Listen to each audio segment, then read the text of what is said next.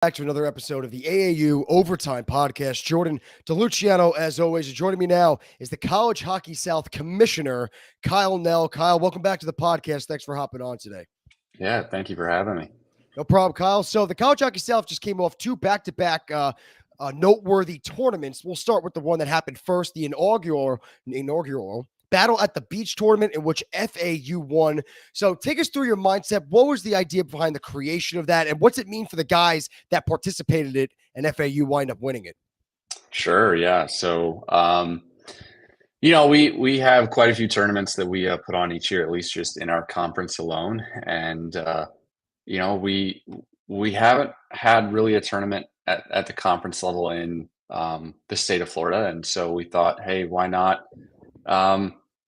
Do something and have a play on words at least, because we have so many teams in Florida, and call it Battle at the Beach. Ideally, I wanted to, create another annual tournament that could replicate something like the Savannah Hockey Classic. And so it was super successful.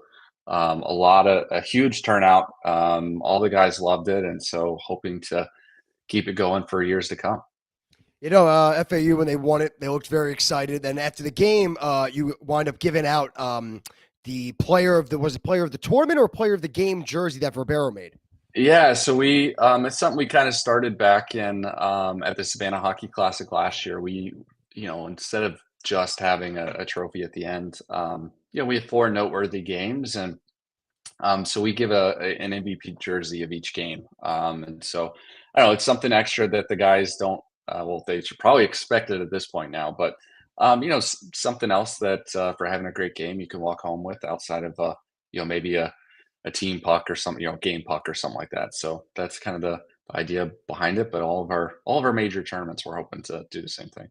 Yeah, something else to give the players something to remember the tournament by, like you said, not just the trophy. 4 games, 4 different guys go home with a jersey. But that Battle at the Beach tournament, it was D2 FAU winning it.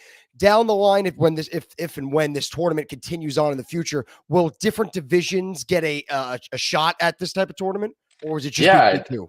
No, I could see us expanding it out, right? Whether we have a D3 version of it, that's kind of crossed my mind from a planning standpoint. For right now, we had the 4 teams, and we wanted to do something different this year, at least for this tournament. Something that's different than what we've done from any other tournament. And what we decided to do, because most of the time what happens with a third place game, you lose your Friday night, you're like, well, there goes that. I have no chance of winning now. But that third place game is typically a throwaway. No one cares. They're just there because they, hey, it's a great tournament, but they're there just to finish out the weekend, right? Yeah, to finish out the weekend, right? It's not a very competitive game. It can be a throwaway game. Well, what we decided to do for this third place game is the loser gets relocated from the tournament.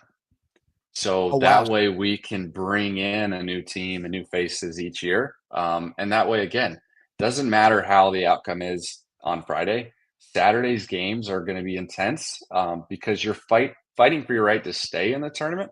And then, of course, if you're in the championship game, you're fighting for a trophy. So that's kind of the format of what we're going with this tournament. That's an interesting spin on things. Kind of like, did you get that idea from ssoccer? Because I know soccer has relegation. Well, I mean, partially, I'm not a huge. I played soccer growing up. I'll follow it here and there. But yeah, I mean, as far as going up a league, going down a league, I definitely think it creates some excitement. So, I guess you could say it came from. So those, how many teams were in the tournament, and what teams are winding up staying, and what team wound up getting bounced? Yeah, so we had 4 teams in the tournament. We had FAU, who of course won. We had UCF, who came in second, and then we had Tampa and USF in the third place game. Well, Tampa beat USF. It was a very competitive game, a lot of back and forth. So USF came in fourth, so technically they're relegated. Now, I have been approached by others to have the tournament elsewhere. In the state of Florida, I think it should stay in Florida. calling Battle at the Beach. Yeah, it makes sense.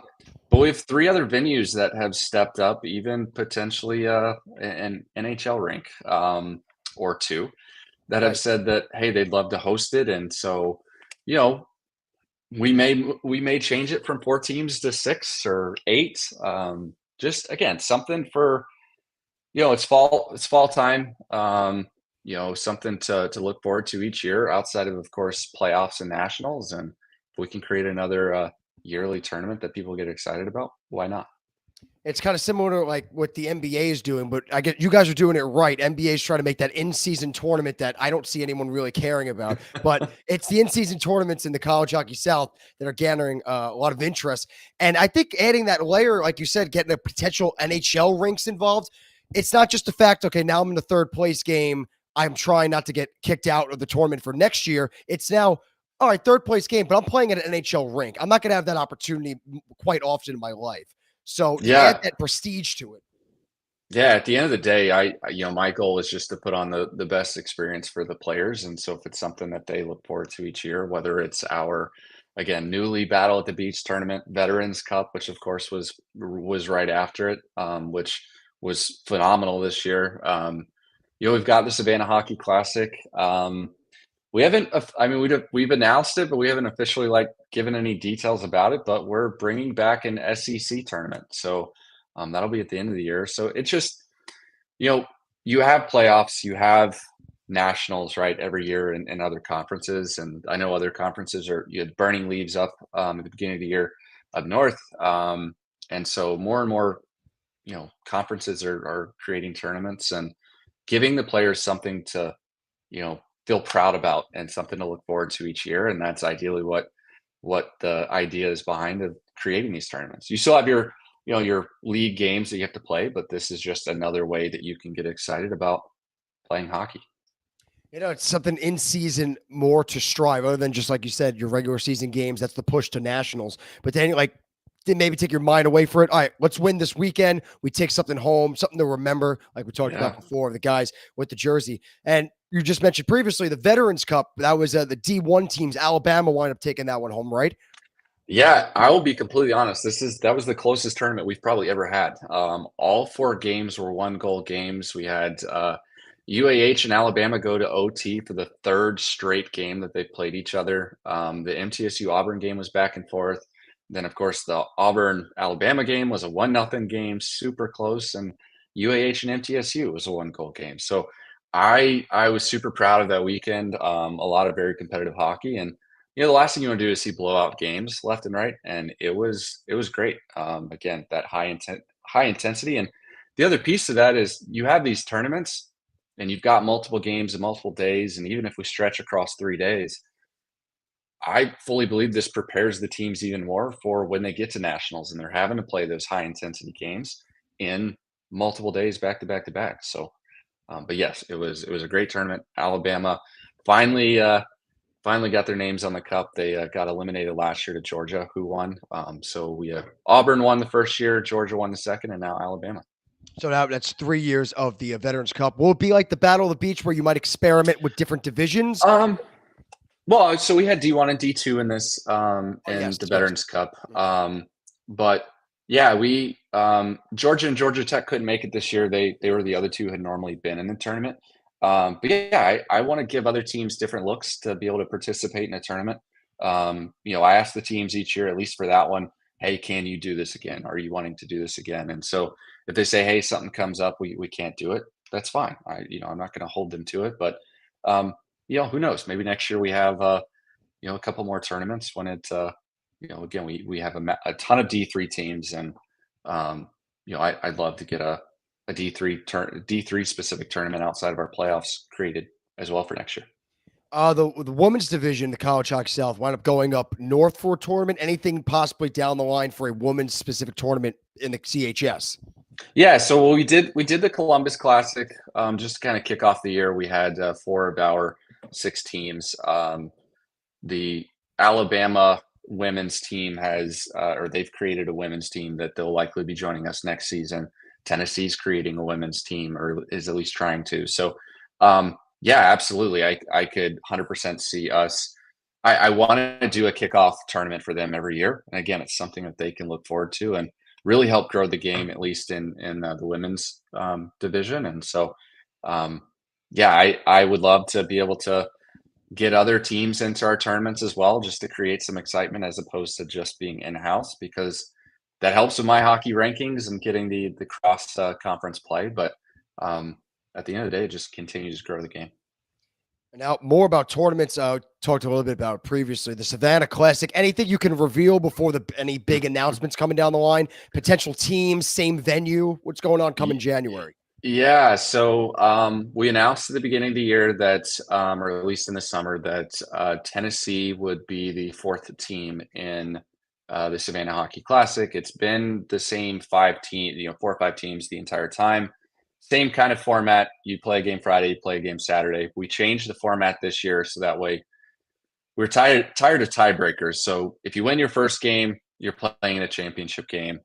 Previous years, it had always been 2 set matchups and came down to goals against or who had the best record. So we got rid of that, but it'll be Tennessee, Florida, Georgia, Georgia Tech in the first night, and then winners will play each other in the championship games Saturday night, and losers will of course play. We won't have a relegation with that one, but that one will be those will be the 4 new teams. Yeah, I from an excitement standpoint, obviously for Battle at the Beach, we had every team had a custom jersey. I think it just adds the excitement of the event. Plus, from a fan standpoint, you can buy a specialty jersey. Veterans Cup, we had 3 of the 4 teams had a veterans themed jersey, which was nice to see. And Savannah last year, Georgia Tech had their whites. They're all white, which I thought looked awesome. Florida had their gator skin. And then of course Florida State had theirs as well, and Georgia's typically done an all black jersey. So yeah, I know of a couple teams, 2 of the teams at least, that are designing a specialty jersey for that event. And the nice thing too, or at least what we did for Battle at the Beach, we did custom ref jerseys. Yes, I saw the refs donning their yeah, jerseys. Those kind of blew up on social media when I was talking to the Verbero guys. I said, hey, I want to do something unique, something special. All the teams are doing it. And I said, what if we did, if you're thinking the beach, like what's something we can, play around with? Why not do, a lifeguard, like incorporate something with a lifeguard on there. And so after a few designs, we finally found what we had, and those were great. We will likely be doing something for Savannah as well. I'm not going to give anything away for that, but we may go even further, maybe even incorporating pant shells, some sort with the refs. So all right, the refs are getting decked out. Setup. Yeah. The custom jersey is taking on a whole new world now in all lives of hockey. Now the refs are even getting involved. I thought that was pretty interesting. Wearing the lifeguard jerseys as well. Did they like them, the refs? They like. Oh, they loved them. They loved them. I was a little nervous at first because I was like, I was talking to the Verbero guys, and I was nervous because I haven't seen the custom ref jersey, and they looked phenomenal. I know all the guys liked them. We even auctioned off a couple just for fans. We're actually opening a little store as a conference on Friday, and we will have those, or tomorrow we'll have those lifeguard jersey and referee jerseys for if people want to get them too. Any other types of jerseys that'll be on sale, or just those? Yeah, just from a conference standpoint, just the ref ones. But okay, we do have, like I said, we'll probably have something. Not probably, we will have something for Savannah. And then we've already signed off on a design for our SEC tournament. So again, just something fun that the guys get excited about, especially the refs that are there. Hey, they get to see these teams and custom stuff. Why can't they do something too? Yeah, they get a little bit of love too, the refs. Usually the refs are on the receiving end of the. Yeah, well, except for when someone's wearing a GoPro, and poor Ross at Battle at the Beach, he ate it right at the. Yep, right the guy fell. Red line, and but hey, poke some fun at him. Yeah, that GoPro went flying. Yeah, I guess he just did he toe pick, or did he catch a oh yeah, he was transitioning and just caught a rut and just ate it, and the GoPro went flying, and all the guys on the bench gave him a hard time, and Oh, there's I was no like, I hiding. have to see the GoPro footage. And so that night he pulled up the GoPro and we watched it. So it was pretty funny. You know, since he had the GoPro on, the fall made it sound like he hit it. Like I guess he was all right, but like the way, yeah, but the he's way the okay. it's good then. So I guess I could say this feeling a little better. The way the GoPro hit and like it made so much noise, it sounded so much worse. But then you saw like the game footage and you saw him go down right in front of the camera. But yeah, you can't hide there. You go down. No. We've all been there. Center ice in the corner, sure, no big Yeah. deal. But no, you were center ice and fell. So It wasn't like the play was in one end, like UCF's end, and he fell in FAU's end. I maybe might get away with it, but he was exposed, the poor guy. But good thing he's doing all right. So, lastly, here, away from tournament, any potential of more teams jumping from D2 to D1, D3, D2, or the potential of new teams joining the CHS? Yeah, you can speak to. I know it might be under things under wraps. Yeah, I think honestly a little bit of both, or a little bit of everything. Based on, of course, some teams' current play. Of course, from a D1 level, we want to make sure that there's the right standard there on and off the ice. So yeah, we could potentially see some new D1 teams, at least in College Hockey South. We could potentially even see some D3 teams moving up to D2. Just again, historically how they've been doing.